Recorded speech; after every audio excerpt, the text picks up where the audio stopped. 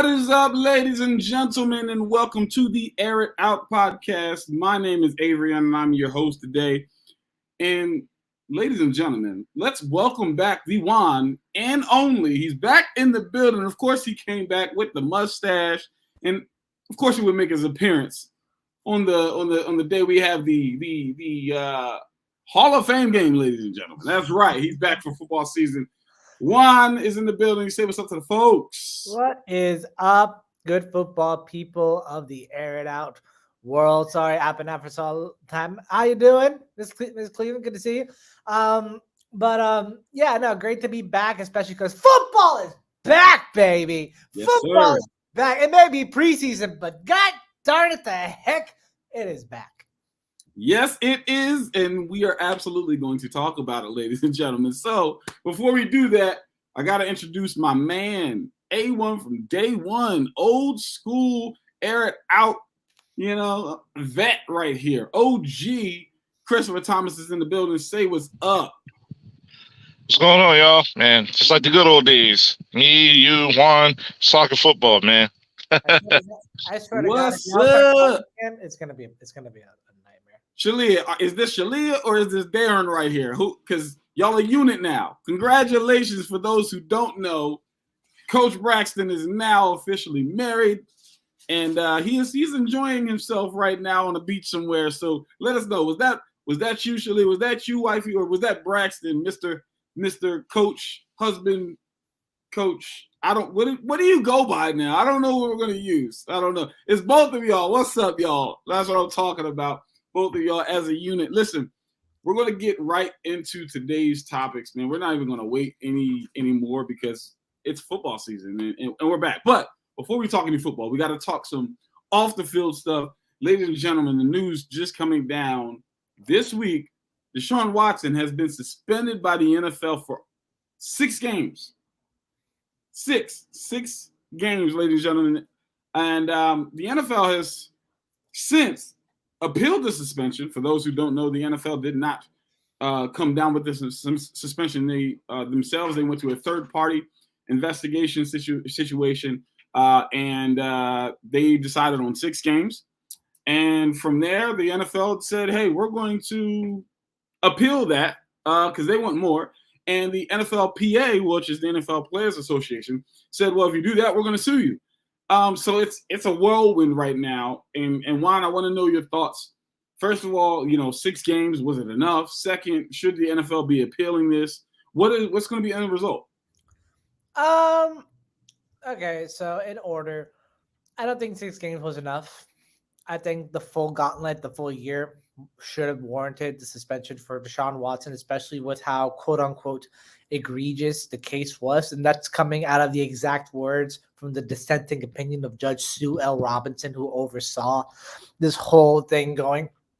But the thing is, she was basing her punishment based on precedent on other cases that the NFL had conducted with regards to the cases of this nature. But she said that the reason that she said 6 games is because there was no violent incidents regarding Deshaun Watson's 24 counts of sexual misbehavior or conduct, or even in the words sexual assault in this situation. Now, from what I've caught up so far, the NFL is definitely out for blood. They're looking for a minimum of 12 games in suspension, so doubling the current suspension, and want to fine Deshaun Watson $8 to $10 million. Now, that's not really a big of a hit for his payment overall, especially because he's only getting I think it's like 10 million guaranteed this year, and then the rest is backloaded for the next couple of years of his $230 million contract. But they're looking to make an example out of him, and I'm not against what they're after here. Watson deserves that 1 year. I said what I said. Their punishments the NFL hand out are just it is.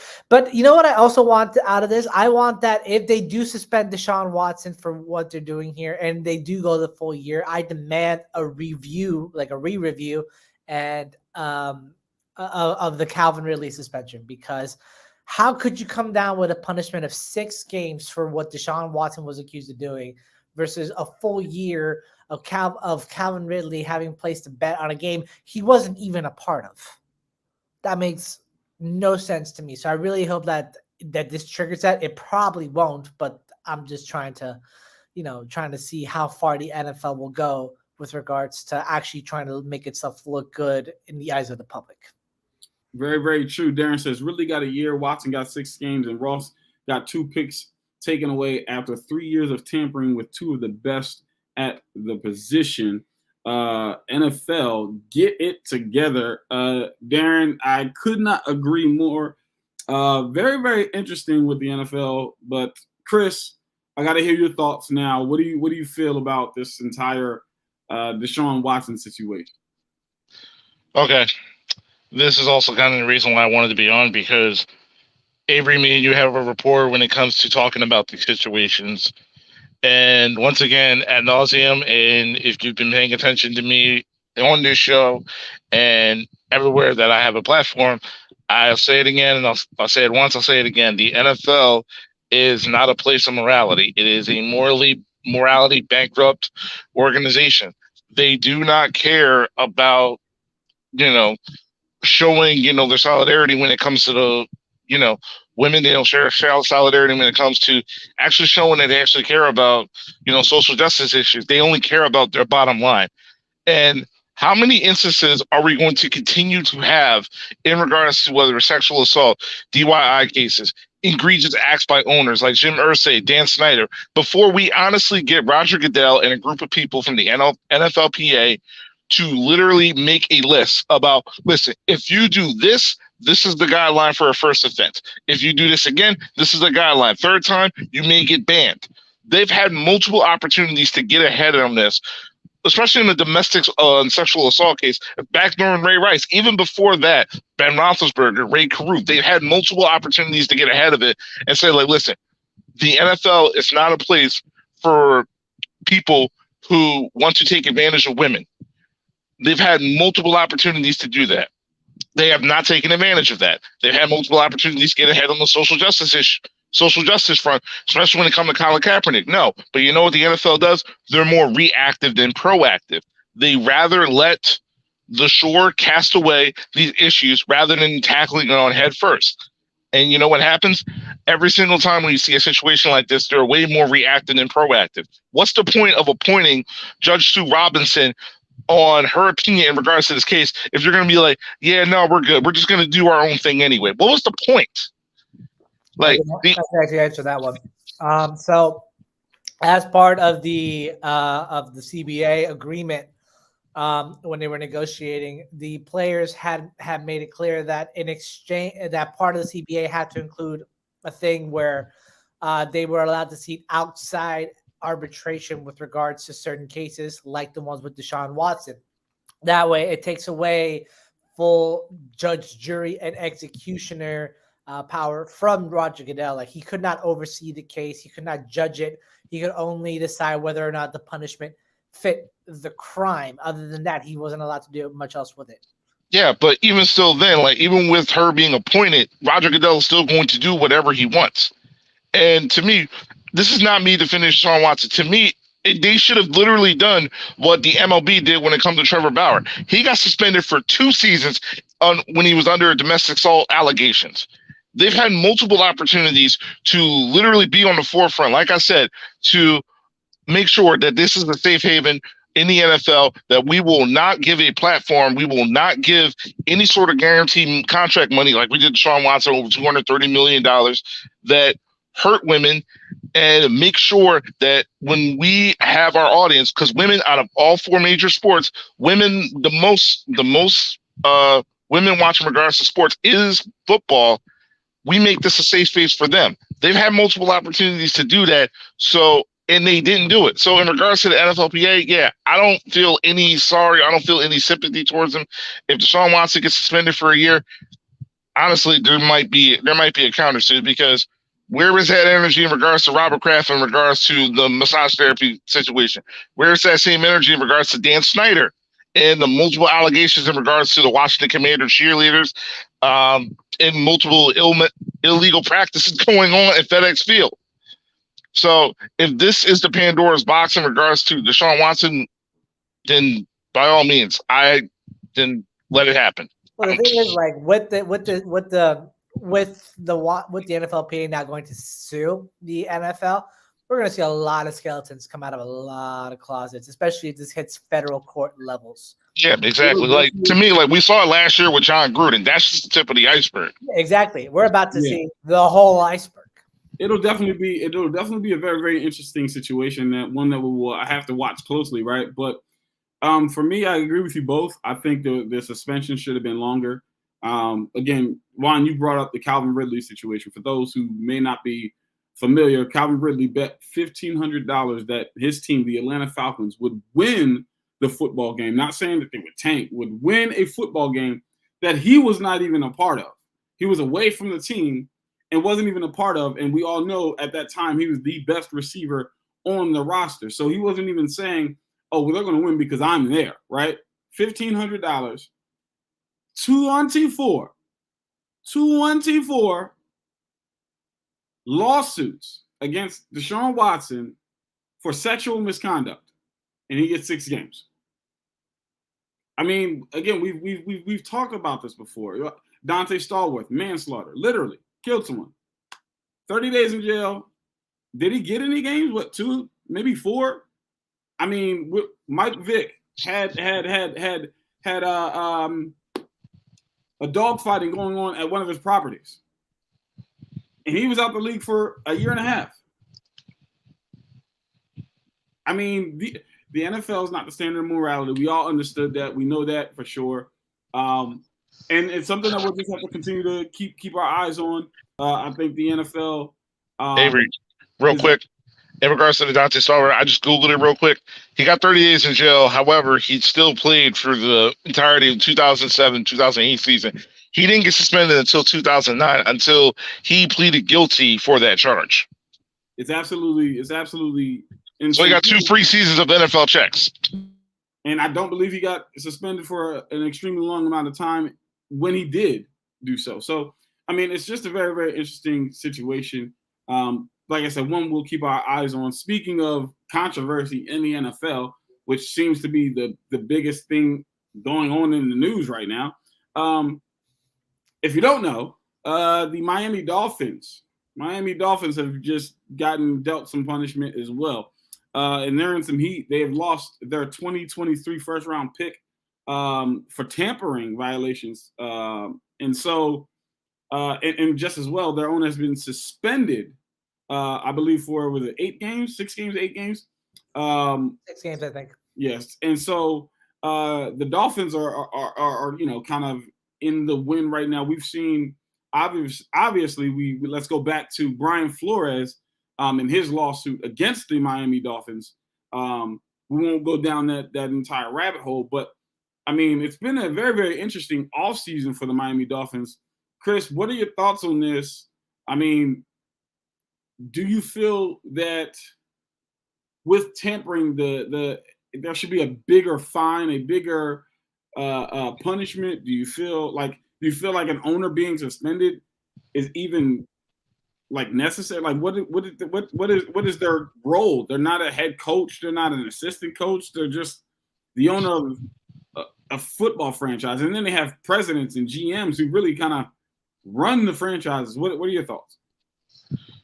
To me, suspending an owner really doesn't do anything, because what's the worst that can happen? They can't go to games? Okay, cool. They could just go home and just watch the game at home. On their $1 million TV at home. Yeah, exactly. So for me, there's the difference in regards to punishments, in regards to how it affects, owners as regards to players, is significantly different. To me, with these kind of actions, like we've seen it with Spygate, we've seen it during the late 90s in regards to, the Denver Broncos, tampering with their salary so that way they'd be able to be under the cap to pay John Elway and Terrell Davis, I believe. And even in regards to all of this, like, to me, it should be suspension indefinitely. And to be honest, I feel like there should be a guideline in place that owners should get replaced. To me, if something like this happens, if a GM is tampering, if a coach is tampering, they could lose their jobs. But meanwhile, the owner just gets a slap on the wrist in regards to, oh, hey, they'll take a fine and they'll get to go home. Like, to me, like, there should be something in place in which there should be an investigation. If the investigation comes on in regards to tampering, that is detrimental to the game and integrity of the game. And to me, that should forfeit your right to be an owner. And yeah, I agree. I think owners get away with way too much. There definitely has to be some type of reeling it in, but it's also tough because it's like, how can you tell a CEO you have to step down? Like, you don't own this. I do. You know what I'm saying? So it's a really tough situation. Juan, what are your thoughts? How can you be so bad at cheating? How can you be this bad, huh? They need to take 3, first and third for each year they tampered. As well, they need to suspend him from the team for each year they violated it. Doing so matches the egregiousness of the acts. Not bad. I'm actually not mad at that at all, Coach. Well, to be fair, also, it's like if you take away the first round picks, that hurts the team, yes, but that also kind of hurts like a potential first round pick who has the opportunity to be a first round product, and now you have let's pick in the draft because of tampering, you ruin their opportunity to make money in the league also. Well, what do? You give those first round picks to the Buccaneers, Saints, and the Patriots? I mean, honestly, I think look, I want to say this. Like, how can you be this bad at cheating? How can you be this bad at trying to attract arguably 2 of the biggest figures in the sports to Miami and getting caught and looking like a fool doing so? I understand the punishment doth not fit the crime. It is criminally it's criminally disappointing to see like how little this punishment really is. But it does say one thing: unity is breaking within ownership. All right. A lot of the decision that happens within ownership with regards to rule changes, with regards to financial deals, it's always a unified front. Rarely do you see a lot of opposition. The only time we ever saw like real like heads colliding within ownership was when Mark Davis was still alive. And he was causing a lot of problems for Jerry Jones and the bunch. Now, to kind of like drag Stephen Ross's name through the mud, who's the Dolphins owner, the way that they have, and kind of putting him out there as like an idiot, it's hurting his pride, which is basically the only kind of currency that matters within the NFL's inner circle. All right, and with that being said, there might be some lines being drawn within the ownership group that might be interesting to keep track of. Very, very, very true. You bring up a very, very interesting point, and a very astute point that it seems like the camaraderie, the cohesiveness, that fraternity that is NFL owners has a little bit of turmoil, within the ranks. So it'll be interesting to see if this kind of unfolds even more, whether we see more punishment, with the whole Brian Flores situation, and then what that does, what ripple effect that actually has throughout the NFL and ownership in general. It'll be very interesting to see. But, ladies and gentlemen, enough. Bro, one last thing. And to me, another suggestion is the only way to really hurt an owner like that is to hurt their bottom line. Yeah, take away their first round picks. You can suspend them all you want. How about you take away all their primetime games? So that way you don't make the revenue off that. Heck, black out their games throughout the entire nation. So that way you realize, like, yeah, what you did is egregious. If you still want to own this team, you got to suffer the consequences. You have to make an example, and you got to put somebody on the pike to get everybody else to fall in line, especially with these owners who've been getting away with way too much. And I really feel like the NFLPA is definitely going to open up a lot of skeletons in that lawsuit. Basically, pull off an SMU. Yeah. Pull off an SMU. So I can agree with pulling away the primetime games. I'm not sure if I'd go with the blacking out their games, just because the teams that they're playing also have fan bases and also, need that revenue. So, and if they were, they're innocent in this situation, then I don't think they should be punished for someone else's crime. Now, enough with the off the field stuff.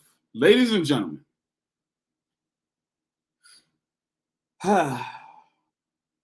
so happy to say it. Football is back. Football is back, ladies and gentlemen. That is right. Tonight, the Hall of Fame game, the NFL Hall of Fame game, is going to take place. It's going to be the Jacksonville Jaguars and the Las Vegas Raiders going head to head for some NFL football. It's been so long. It's been a long, hard road, ladies and gentlemen, but we made it. We made it back. We made it back. Juan, the floor is yours. So for tonight's game, we're not going to be seeing Trevor Lawrence or Travis Etienne or Derek Carr or Devontae Adams, but that's okay because the real football fans know what they're looking for with these teams. They know what to watch for. The real fans know. Here's mine. 3 things I'm going to be watching out for. Trayvon Walker out on that defensive line. How will he perform? Was he worth the number 1 overall pick? Granted, it's not exactly a great test as the Raiders don't exactly have a premier offensive line, but it's an offensive line of another team nonetheless. So it's going to be something that I really want to watch. Number 2, can Evan Ingram revive his career with the Jacksonville Jaguars? A lot of the reports out of camp have kind of shown that he can't catch balls. Still, he's dropped, I think, like so many balls during training camp that it might look like buyer's remorse for the Jacksonville Jaguars. And then a third storyline that I'm actually going to throw to the Raiders part of it is the secondary. Can it come together? It was one of the worst secondaries last year. And I don't know if they did much to improve upon it, from like adding Rock Ya-Sin from the Indianapolis Colts in a trade. But I'm hoping we could see some improvement there because you got Rock Ya-Sin, you got Jonathan Abram, who they didn't take up his 5th-year option. You got Trayvon Moehrig, who should have been a first-round pick. The reverse of with Alex Leatherwood in the 2020 NFL draft. And I know he's a linebacker, but he's kind of like the hybrid safety, Divine Diablo, who I loved when we went down to the Senior Bowl in 2020. So I'm really hoping to see like a lot of improvement out of that bunch. It'll definitely be interesting to see a lot of storylines, of course, like you said, for actual football fans, not football entertainment fans. Chris. And one of the bigger storylines for this game is, even though you're not really going to see these guys going full speed, more like half speed, is that we got 2 coaches going into their first years. We're seeing Josh McDaniels, getting another crack at being a head coach with the Raiders now, as opposed to, him have an opportunity to be the head coach of the Colts. He bows out. That's how they got Frank Reich. And we haven't seen him be a head coach since Denver. So we'll see how that pans out. And in Jacksonville, you go from Urban Meyer and the episodic that was to now more of a player's coach and a quarterback coach in Jacksonville in Doug Peterson. And I like the addition of Doug Peterson. I think he's going to be a good influence for Trevor Lawrence, kind of similar to how he was, during the first 2 years in regards to Carson Wentz's career. And Jacksonville does have a little bit of weapons, even though they don't have a bona fide number 1. But it's definitely going to be interesting to see how both these guys adjust in their second stints as first-time head coaches. Yeah, it'll be very interesting to see. We'll see if Doug Peterson decides to throw some games or not. No, you didn't like that one? No, okay, cool. All right, I knew you wouldn't like it, Chris. You're an Eagles fan.